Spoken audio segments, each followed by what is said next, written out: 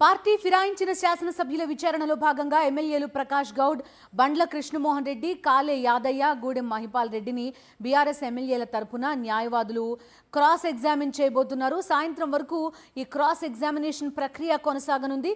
ఇవాల్టితో తొలి దఫా విచారణ ముగియనుంది. తదుపరి దసరా పండుగ తర్వాత మరికొంతమంది ఫిరాయింపు ఎమ్మెల్యేలను స్పీకర్ ట్రిబ్యునల్ హోదాలో పిలుస్తారని సమాచారం.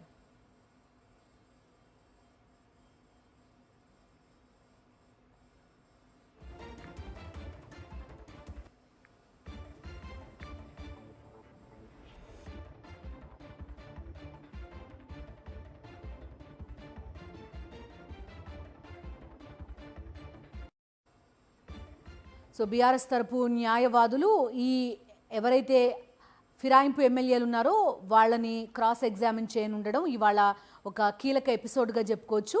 పూర్తి డీటెయిల్స్ అందిస్తారు మా కరెస్పాండెంట్ రాకేష్ జాయిన్ అవుతున్నారు. రాకేష్, చెప్పండి. చూస్తున్నాం ఫిరాయింపు ఎమ్మెల్యేల క్రాస్ ఎగ్జామినేషన్ ఈరోజు జరుగుతుందని చెప్తున్నారు.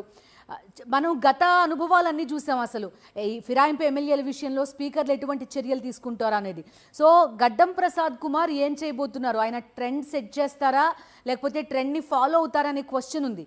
ఇవాళ ఎపిసోడ్లో కీలకమైన అంశం అంటే ఏం చెప్తారు?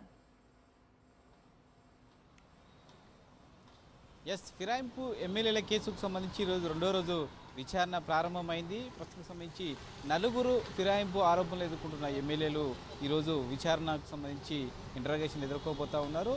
కాంగ్రెస్ పార్టీలో చేరారనే ఆరోపణల నేపథ్యంలో ఈ విచారణ స్పీకర్ చేపట్టడం జరిగింది. అందులో ప్రధానంగా చెప్పుకోవాల్సింది బండ్ల కృష్ణమోహన్ రెడ్డి, అలాగే సంబంధించి ప్రకాష్ గౌడ్, కాలే యాదయ్య, మహిపాల్ రెడ్డి నలుగురికి సంబంధించి మొన్న సంబంధించి విచారణ ఇప్పటికే జరిగింది. ఇది రెండో రోజు విచారణగా చెప్పుకోవచ్చు.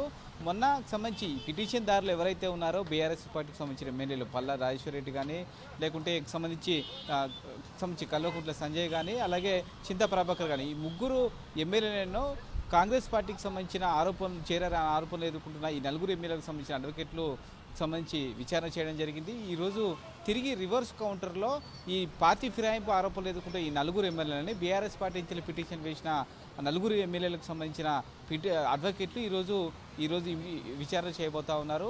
ముఖ్యంగా పత్రికలలో వచ్చిన వివరాలు ఏవైతున్నాయో, లేకుంటే సీఎం దగ్గర జాయిన్ అయిన సమయంలో కండువాలు కప్పుకోవడం కానీ, ఆ తర్వాత వివిధ పబ్లిక్ మీటింగ్లో ఈ నలుగురు ఎమ్మెల్యేలు మాట్లాడిన విషయాలు కానీ వీటి ఆధారంగా చేసుకొని ఈరోజు హియరింగ్లో అడ్వకేట్లు ఈ నలుగురు ఎమ్మెల్యేలను ప్రశ్నించే అవకాశం ఉంది.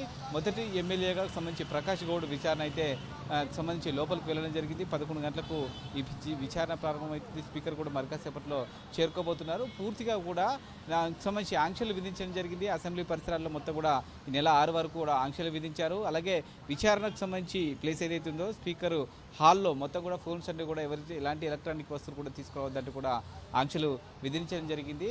ఈ మొత్తం సంబంధించి విచారణ మాత్రం స్పీకర్ కార్యాలయం రికార్డ్ చేస్తుంది. ఆ రికార్డు ఆధారంగానే వివరాలన్నీ కూడా నమోదు చేసి కోర్టుకు సమర్పిస్తారు.